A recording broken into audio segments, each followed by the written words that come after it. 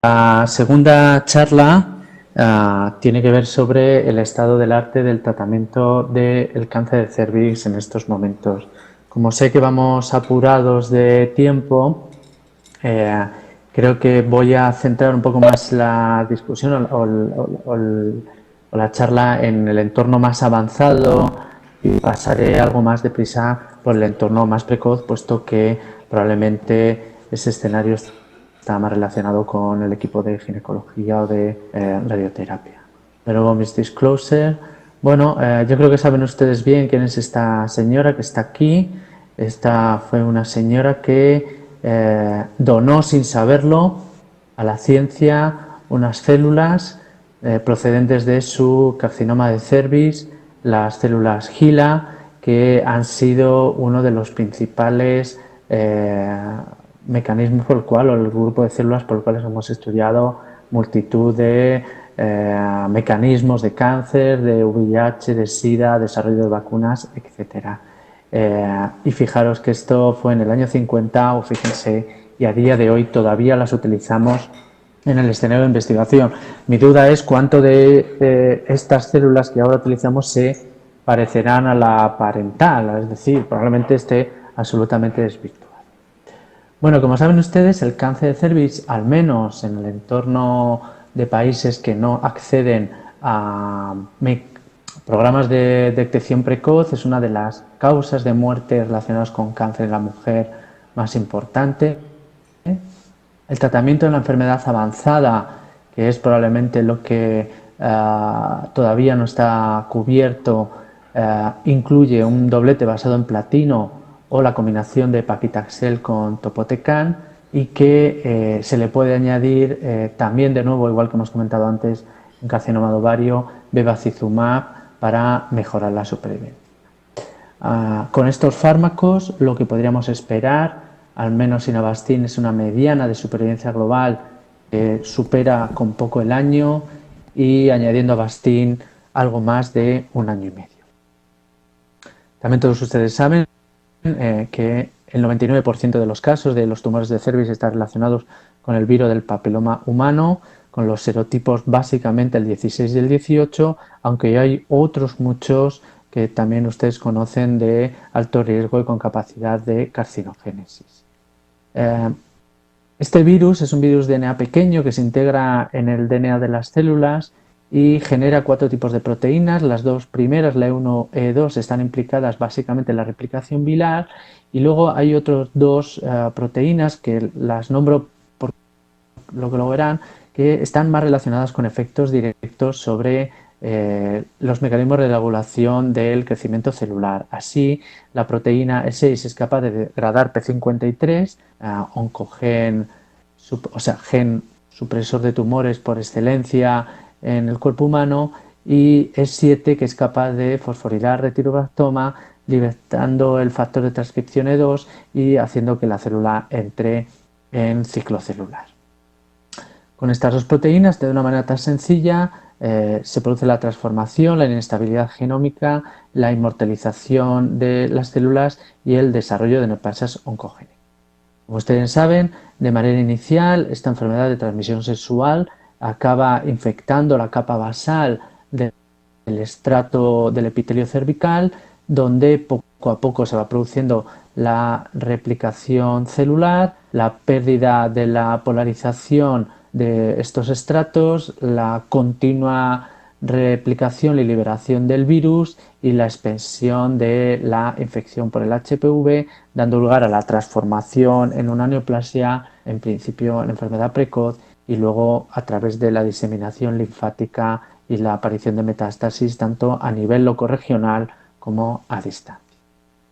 En el escenario precoz, en lo más precoz que podemos hablar, a día de hoy, las estrategias que ustedes pueden conocer son aquellas que están basadas en vacunación. Hay distintas vacunas que están ahora mismo en estudio, tanto en fase 2 como en fase 3. Alguna de ellas, como ven esta de aquí primera, con algunos resultados ya comunicados de fase 2, que tienen la capacidad de liberar esta vacuna a través de una electroporación con unos distintos mecanismos que no dejan de ser dolorosos y que a veces las pacientes tienen problemas, pero que son capaces de erradicar y regresar las lesiones más iniciales. Otras, como ven aquí, que llevan además asociado estimuladores o enhancers de la actividad de las vacunas, como es la interleuquina 2, o algunas que me detendré más adelante en el escenario más avanzado, que están unidas a plásmidos o liberadas a través de la utilización de distintas terapias biológicas, como pueden ser la listeria monocitógenes.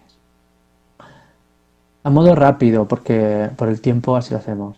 En el escenario localmente avanzado del cáncer de cervix, ¿tenemos algún dato de que deberíamos administrar algo más de tratamiento al cisplatino semanal que se administra en concurrente con la radioterapia? Bueno, como ustedes saben, desde hace ya bastante tiempo, en el año 1999, el NCI anuncia la incorporación de la quimioterapia a la radioterapia y que esto produce entre un 30 y un 50% de la reducción del riesgo de muerte para el cáncer de cervix avanzado. Y posteriormente, en el 2008, un metaanálisis que incluye todos estos estudios que abajo ven, confirma que la quimioradio concurrente mejora la supervivencia global a los 5 años en un 6% en términos absolutos cuando se compara con radioterapia sola, lo que es una reducción del riesgo de muerte de un 20% cuando se utilizan estos dos estratos. Pero, a pesar de que esto se considera el tratamiento estándar del cáncer de cervix localmente avanzado, en torno a un 25-40% de estas pacientes volverán a recaer y morirán de esta enfermedad posteriormente. Luego, parece que tiene sentido si se podría incorporar algo más de tratamiento con quimioterapia en esta población para mejorar este pronóstico. Hay distintas estrategias, distintos racionales. Uno de ellos, por ejemplo, es dar quimioterapia neoadyuvante previa a la cirugía o a la quimioradio.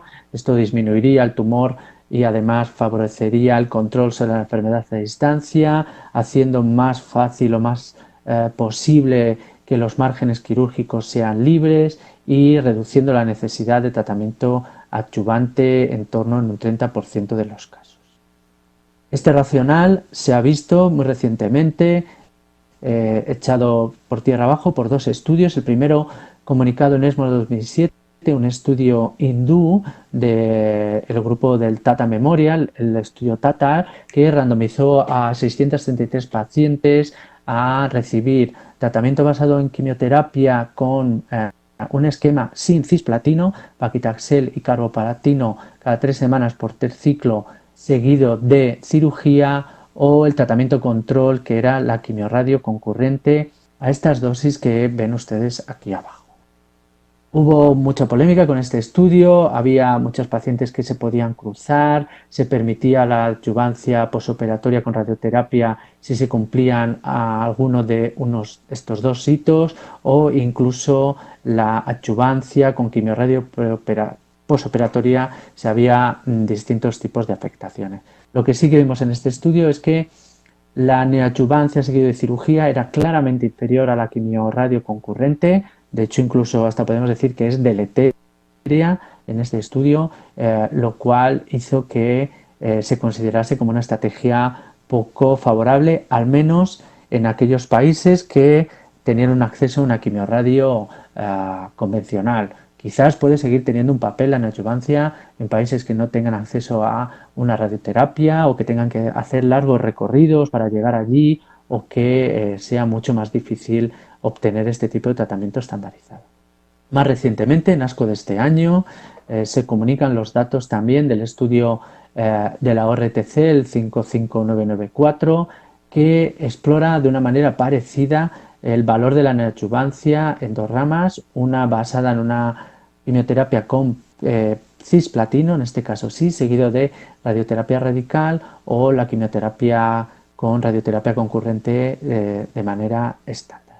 Este estudio, al igual que el anterior, es negativo, no hubo diferencias estadísticamente significativas y como ven, la curva de la quimioradioterapia sigue yendo por encima de la neoadyuvancia seguida por cirugía, con lo cual parece que al menos a día de hoy esta estrategia fuera de cualquier estudio no debe ser empleada y solo se podrá seleccionar en sitios o poblaciones quizás muy seleccionadas. Estamos a la espera en este momento de dos grandes estudios colaborativos internacionales.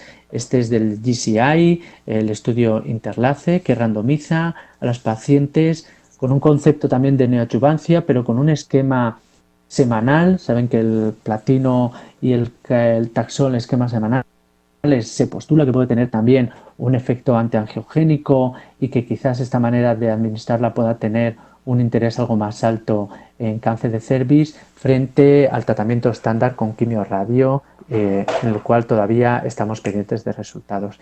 Y el otro estudio que no utiliza la estrategia neoadyuvante sino la estrategia adyuvante es el estudio Outback.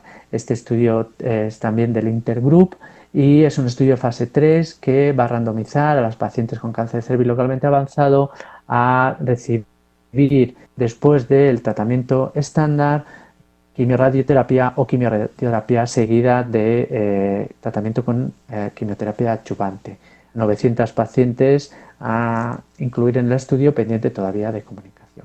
Con lo cual, esta primera pregunta de si debemos administrar algo más de tratamiento, pues yo creo que a día de hoy todavía nos falta evidencia científica. Quizás en un futuro lo que vamos a explorar, y para esto estamos pendientes de cuál puede ser el valor de los agentes anti-PD1 y PDL1 en el cáncer de cervix por distintos motivos. Saben que hay un gran interés en el desarrollo de la inmunoterapia en este tipo de tumores. Para muestra les traigo un estudio que está liderado por el grupo GEICO, el GEICO 78, o también conocido como estudio ANITA, que va a randomizar a pacientes con carcinoma de cervix también de alto grado y no intervenidas que estén en respuesta completa o parcial después de una quimiorradio a recibir dostarlimab, que es el anti-PD1 de Saro, ahora GSK, el TSR042 o seguimiento, y que ahora mismo estamos incluyendo pacientes en este sentido, y también otros estudios que están en marcha con otras estrategias como pembrolizumab u otros immunocheckpoint inhibitor, como ustedes bien saben. Quizás el interés, por lo menos desde el punto de vista nuestro como oncólogos médicos, será la enfermedad diseminada porque, pues como bien hemos dicho, es una necesidad médica no cubierta. Sí que sabemos algo más de la biología de este tipo de tumores. Estos son los datos del Atlas del cáncer de cervix, del genoma del Atlas del cáncer de cervix, donde aproximadamente un 70% de estos tumores pueden tener alterada o bien la vía de las PI3K MAP quinasas o factores de crecimiento de receptores de tirosinquinasa, sobre todo de la familia del EGFR, ERBB2 y ERBB3, como ven aquí, y también muy interesante, como veremos luego más adelante, el papel que tiene el TGF-beta, el factor de crecimiento de tumores beta en promoviendo la diferenciación epitelio-mesenquima en cáncer de cervix, y cómo ahora mismo es un campo de investigación bastante interesante. Estas son las estrategias terapéuticas que hasta el día de hoy se han desarrollado. Hablaré brevemente de la angiogénesis, quizás algo más de la inmunoterapia, un poco sobre los anticuerpos conjugados y, por último, la terapia que va a afectar a esa vía de las receptores de tirosinquinasa, PI3K, MAP quinasas.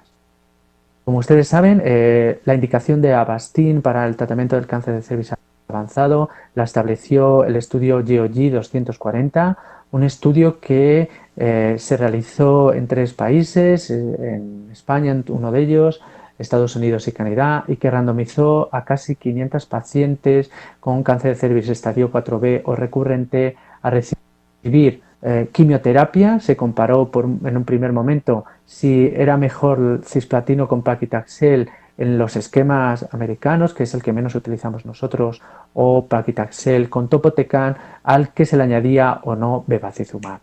El objetivo primario del estudio fue equitativo, no hubo diferencias entre si el tratamiento estaba basado en un esquema con platino o sin él, frente a topotecan o paclitaxel, pero quizás lo más interesante fue lo que posteriormente se conoció y se comunicó de lo que aportaba Avastin en esta población. Como saben, después de un seguimiento más prolongado y con datos maduros de supervivencia global, en el año 2017 se comunica que añadir Avastin a la quimioterapia, independientemente de cuál, obtenía una reducción en el riesgo de muerte por cáncer de cervix en un 30%, con 16,8 meses versus 13 meses para la rama de solo quimioterapia.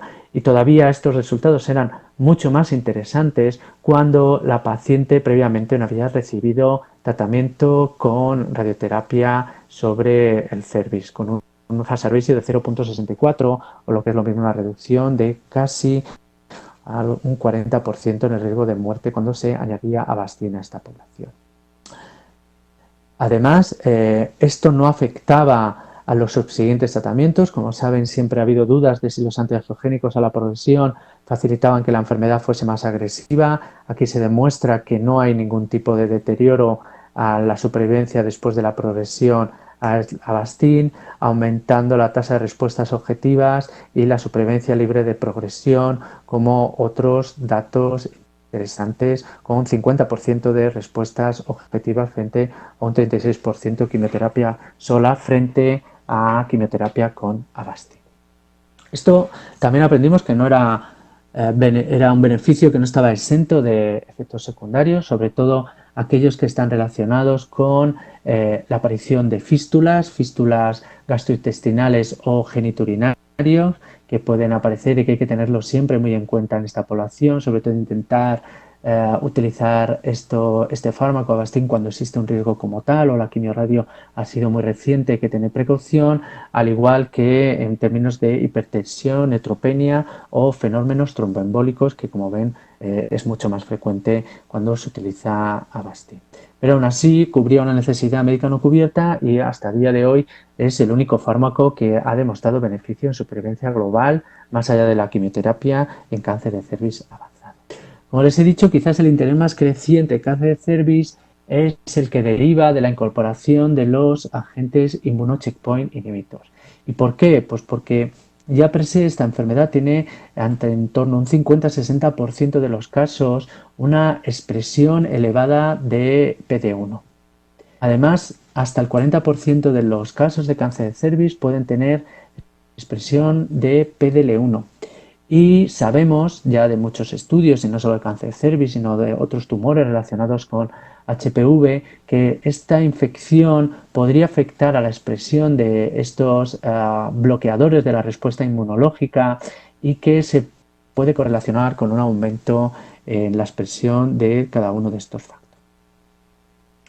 Primeros datos que empezamos a conocer ya hace un tiempo, en ASCO de 2014, el valor de la terapia adoptiva, de la utilización de TILs para el tratamiento de cáncer de cervix avanzado. Este es un estudio de fase muy precoz, pero que ha sentado la base para seguir desarrollando estrategias con TILs en cáncer de cervix, promovido por el NCI inicialmente.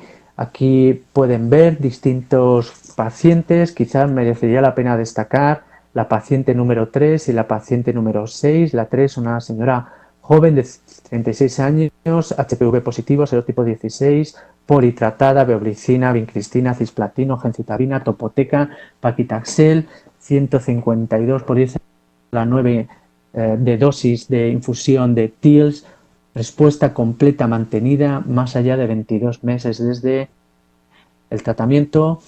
Paciente número 6, 36 meses, en este caso un adeno, pero también HPV positivo, solo tratada en este caso con cisplatino, menos cantidad de células, pero también una respuesta completa, brillante y más allá de 15 meses. Además, se vio que la infusión de los TIL produce una respuesta bastante precoz y mantenida cuando se aprecia este efecto. Aquí ven los dos casos, la paciente 3 y la paciente 6, como la infusión desde ya prácticamente el tercer mes, si se produce el efecto, es capaz de realizar una respuesta completa, mantenida a lo largo del tiempo desde los primeros momentos.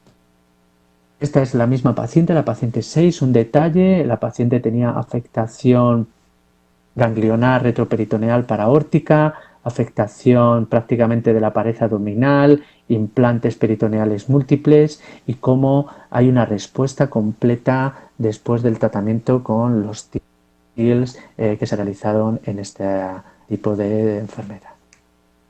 Quizás el problema que tenemos es que no todos los centros están preparados, la manufacturación y la logística de este proceso es complejo y no todos los centros tienen una sala blanca capaz de generar este tipo de células de terapia adoptiva, pero parece interesante y quizás a desarrollar en un futuro. En España, en Madrid, tenemos algún centro que lo está realizando y quizás en un futuro nosotros podamos incorporar. Aunque, como bien saben, esta terapia no está exenta de efectos adversos, algunos de ellos graves, que pueden llegar incluso a un grado 5, como fue el lugar en un 6,3% de los pacientes. Solo es una, pero también hay muertes relacionadas y un alto número de toxicidades en forma de infecciones, neutropenias, etcétera, o incluso suelta de citoquinas o un síndrome de respuesta inflamatoria severa.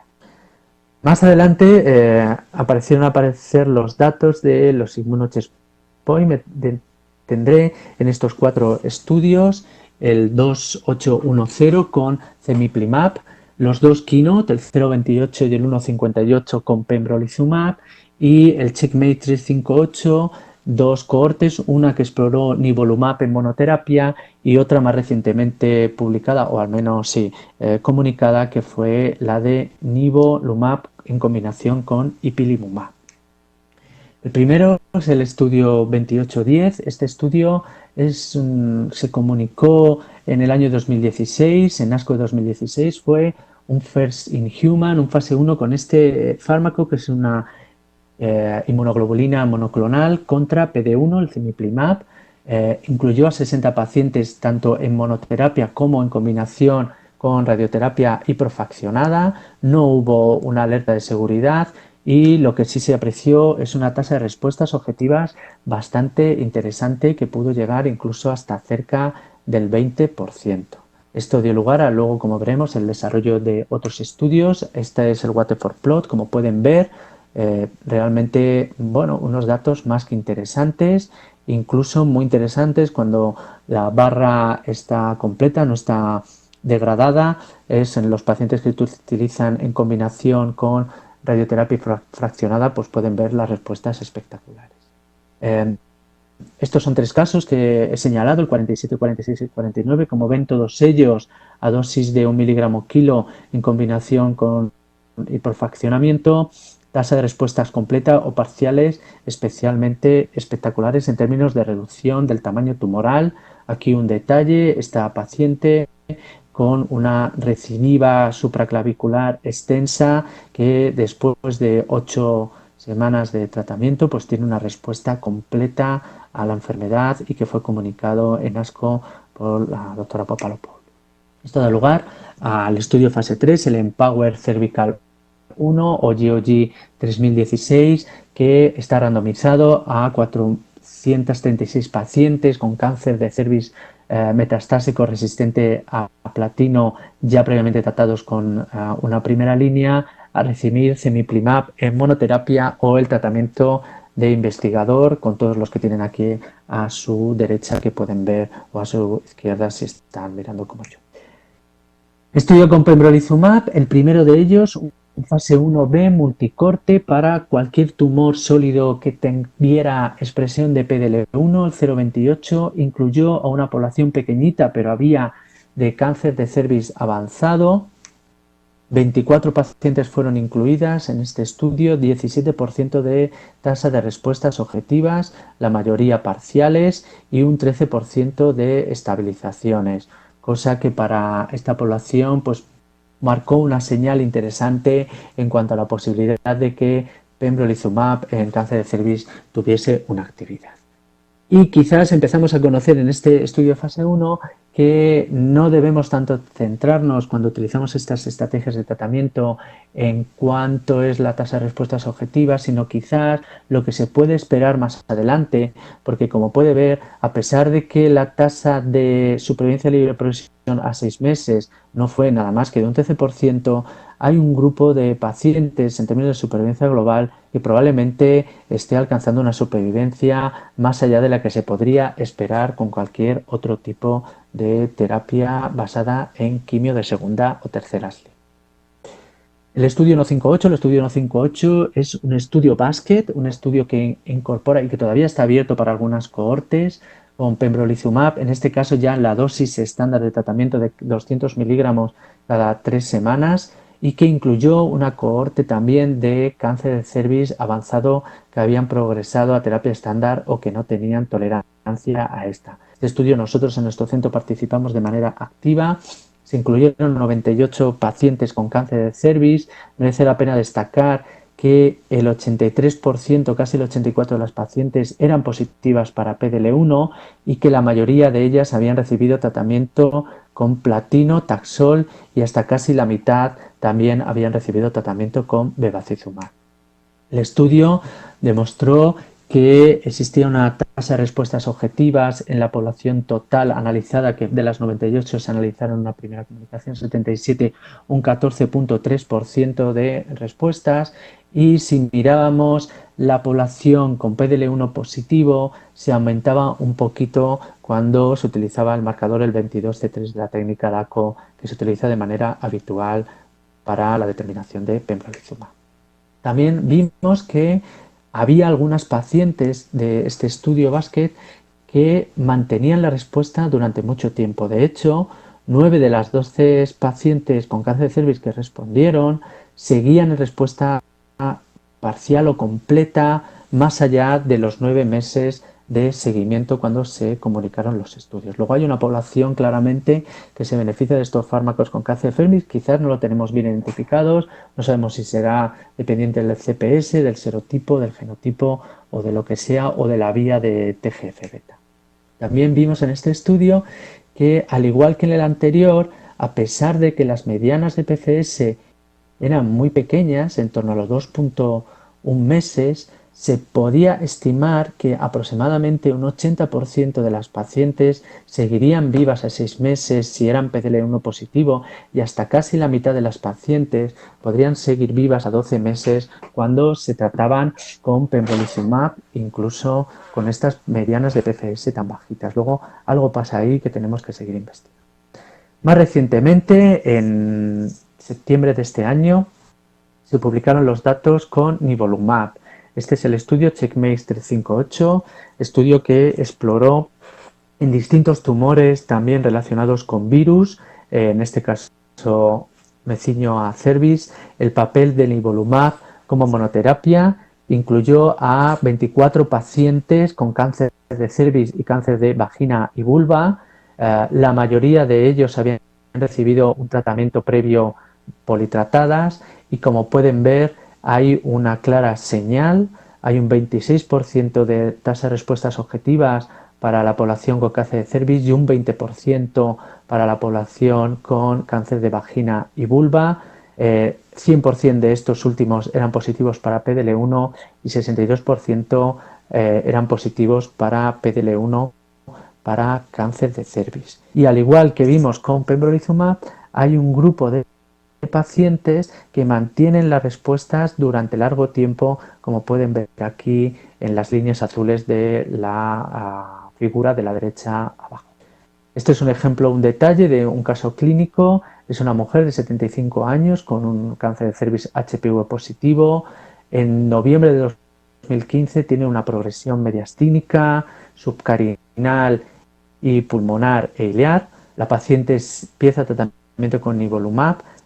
Después de 77 ciclos, después de más de 2 años de tratamiento, en enero del 2019, la paciente sigue en respuesta completa mantenida y no hay evidencia de enfermedad a ningún nivel, al menos desde el punto de vista radiológico.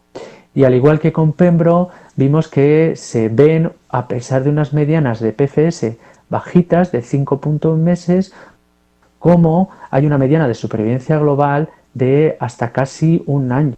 2 años, 21,9 meses, con una probabilidad del 77% de seguir viva al año de seguimiento o del 49%, casi la mitad de las pacientes a los 2 años de seguimiento y tratadas con nivolumab.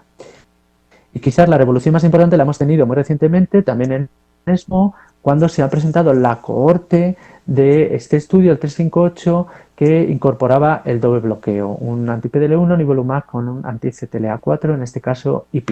en distintas dosis, como saben, Nivo 3 IPI1 o Nivo 1 IPI3, los endpoints primarios, la tasa de respuestas objetivas, y los secundarios, los habituales, supervivencia global, supervivencia libre de progresión o duración de la respuesta, una tasa de respuestas objetivas para las dos ramas especialmente llamativa, como pueden ver aquí en el waterfall plot, e incluso lo que quizás es también más interesante, en verde oscuro, para la población que no habían recibido tratamiento previo para enfermedad sistémica o recurrente, donde pueden ver alcanzándose unas respuestas de en torno al 100% en un grupo bastante elevado de pacientes. Incluso con datos de supervivencia global no alcanzados después de seguimiento, en verde oscuro pueden ver el 83% de las pacientes mantiene una probabilidad de seguir viva al año cuando reciben la combo en términos de supervivencia global si no han recibido tratamiento previo para enfermedad recurrente metastásica. Estos datos ahora nos está haciendo replantear si una paciente naïf de quimioterapia, cuál va a ser la mejor estrategia. Estamos realizando estudios randomizados con inmunoterapia que todas las ramas llevan quimio, y quizás nos debemos replantear en un futuro si la rama control debe ser inmunoterapia sola, sin quimioterapia, al menos para una población que no haya recibido tratamiento previo para enfermedad avanzada, teniendo en cuenta que estos son datos de fase muy precoz y que tendrá que ser sucesivamente refrendados en estudios mucho más grandes o en estudios de fase. Este es un detalle de una paciente, también una mujer de 42 años, HPV positivo, tiene una recidiva pulmonar extensa, como pueden ver aquí, derrame pleural, infiltrados múltiples, empieza tratamiento con el doblete, en este caso con la dosis de Nivo 3 y Pi1, que al menos parece que es la menos tóxica. A los 2 meses ya está en respuesta, obtiene una respuesta completa a las 7.7 meses y después de 2 años de tratamiento que separa la medicación, la paciente sigue en respuesta completa mantenida. ¿Algún detalle sobre Listeria? Listeria se puede modificar, saben ustedes que es una bacteria que se puede modificar desde el punto de vista de bioingeniería para quitarle su infectividad y hacer posible que pueda llevar incluido un plásmido. Este es el ejemplo de esta tecnología para este fármaco que ahora comentaré más, que libera interiormente un agente, una proteína, la TAA, que es capaz de activar a las células presentadoras de antígeno y a su vez promover la inhibición de Tregs, de la llegada de las células mieloides supresoras al microambiente tumoral, reduciendo por tanto el ambiente inmunosupresivo. Datos interesantes de comunicados hace 2 años, 3 ya, porque estamos hablando del 2018, de la combinación inicial en monoterapia en distintas dosis, 3 dosis cada 28 días de ADX HPV o hasta toxicidad inaceptable o progresión, supervivencia a los 12 meses de un 38% para estas pacientes, lo que dio lugar a que la EMA dio un soporte para seguir desarrollando este fármaco. Ahora mismo hay varios estudios en marcha que ahora detallaré. Aquí ven un detalle de una paciente con una respuesta completa a nivel ganglionar cuando se sometió a este tratamiento experimental. Estudios en escenario más precoz, pacientes después de la quimiorradio, se randomizan a placebo o a recibir la Listeria durante un año, o incluso en escenarios más avanzados en combinación con quimioterapia o en combinación con nivolumab. Estos estudios ahora mismo hay problemas de reclutamiento, la compañía era una biotech pequeñita y hay dificultades para seguir llevando a cabo los estudios, pero creemos que en algún momento se podrá retomar el interés por este fármaco. Quizás el tercer bloque de fármacos que están dando interés en cáncer de cervix son, al igual que en las otras patologías, los anticuerpos conjugados. En este caso, el que más datos tenemos es el tisotumab vedotin. Saben que este es un fármaco de la compañía Hemab, que pertenece a Seattle Genetics. Este fármaco se dirige contra el factor tisular. y lleva a través de un linker otro inhibidor del microtúbulo. En este caso, el factor tisular es un iniciador fisiológico, como conocen, de la coagulación, pero que también está relacionado con la angiogénesis, con la división celular, con la motilidad y con la supervivencia celular. Teníamos datos previos en modelos preclínicos de eficacia de este ADC, tanto en combinación como en comparación con paclitaxel. Aquí abajo ven la eficacia que tienen estos modelos preclínicos, pero lo que parecía incluso más interesante, quizás la gráfica de más a la derecha, es que era capaz de rescatar, al menos a los ratones, incluso después de haber progresado a un paclitaxel de manera reciente, como pueden ver aquí en esta gráfica. Se comunicaron los datos en 2017 por Bergote del fase 1 y, como pueden ver, un 32% de los pacientes en el escenario, incluso ya muy politratado, obtuvieron una tasa de respuestas objetivas y hasta un 50% de las pacientes un beneficio clínico después de 12 meses. Esto dio lugar a la fase 2, que está ya concluido, y al fase 3, que está en pleno poniéndose en marcha todos los centros en comparación directa con el Treatment Physician Choice. Es un fármaco en general bien tolerado, aunque tiene una toxicidad ocular en forma de queratoconjuntivitis que hay que tenerla en cuenta y que hay que saber manejarla, y que las pacientes tienen que recibir profilaxis con distintos colirios para mitigar este efecto secundario. Como cuarto bloque de terapias prometedoras en cáncer de cervix, hablaré de las mutaciones de ER2. Saben que cáncer de cervix, no de manera frecuente, no viene a ser en torno a un 3%, puede tener mutación de esta proteína de membrana, de este oncogen, del ER2. Estos son datos comunicados en la ACR del 2007 y publicados en Nature hace un año, de distintos tumores, cáncer de mama, pulmón, vejiga, y aquí en naranja pueden identificar los poquitos, pero que había, cáncer de cervix con mutación en ER2 que se trataron con neratinib, que habrá comentado Eva, este fármaco a lo largo de la mañana, que como saben es un TKI inhibidor de la porción intracelular del B2 de manera irreversible y con bastante potencia. Y como pueden ver, al menos en estos dos casos, una de las pacientes obtuvo una mediana de PFS de casi 20 meses o superó los 20 meses, y otra paciente está en tratamiento dentro del fármaco y sigue en respuesta. Y como saben, a día de hoy, Pierre Fabre, que es quien ha comprado de Puma neratinib, pues tiene un programa de acceso expandido para pacientes con distintos tumores que tengan mutación de ER2 para poder tratarse con este fármaco en monoterapia y cuya toxicidad más importante es la diarrea. Y por último, retomando el concepto del TGF-beta y la importancia que tiene en cáncer de cervix o en cáncer en general, según los datos recientemente comunicados por Joan Massagué del Memorial, y su importancia en cuanto a la transición epitelio-mesénquima, Merck, el Merck Animal, no MSD, ha desarrollado este fármaco. Este fármaco es un anticuerpo biespecífico, el primero que se conoce, que es capaz de inhibir de manera directa PDL1 y TGF-beta.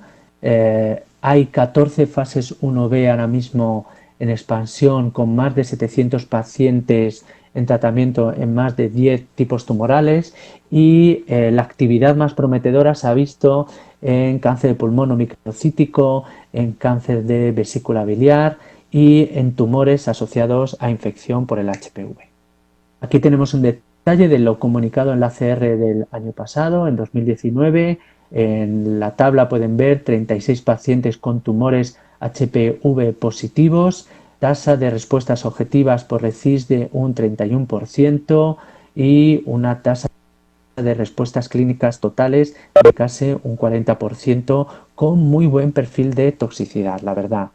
Esto ha dado lugar a la aparición del fase 2, que ahora mismo está poniéndose en marcha en distintos centros. Entre ellos, nosotros estamos empezando con el papeleo y que estamos deseosos de poder incluir a pacientes. Un detalle de un caso clínico, una paciente con un cáncer de cervix metastásico tratada con este fármaco cuyo nombre es Britasfus alfa, impronunciable para los latinos o los castellanos, como lo quieran decir, y como pueden ver, una recidiva mediastínica, progresión mediastínica extensa y respuesta mantenida más allá casi de los 400 días desde que la paciente se incluyó en este tratamiento, que es la que se representa aquí en verde, y otro paciente también con cáncer de páncreas especialmente activo y que tiene muchísimo interés. Ya para finalizar, en forma de conclusión y de resumen, la antiangiogénesis ha sido el primer tratamiento dirigido para el cáncer de cervix avanzado. La inmunoterapia es sin duda alguna la próxima frontera, tanto las terapias adoptivas como los inmunocheckpoint inhibitor o los vectores basados en listerias. Los ADC son prometedores y son emergentes y vamos a empezar el fase 3. Creo que no debemos de perder la perspectiva, aunque es poco frecuente, existen mutaciones que se pueden beneficiar de terapias en cáncer de cervix y veremos lo que da de sí este anticuerpo biespecífico en un futuro. Nada más, agradecerles a todos. Aquí tienen un detalle de cómo estudiábamos el doctor Manen y yo todos los días durante nuestra estancia en Madrid y por distintos territorios de España. Como ven, estábamos siempre en la biblioteca y probando siempre agua mineral. Bueno, muchas gracias. Un saludo. Muchas gracias, Luis.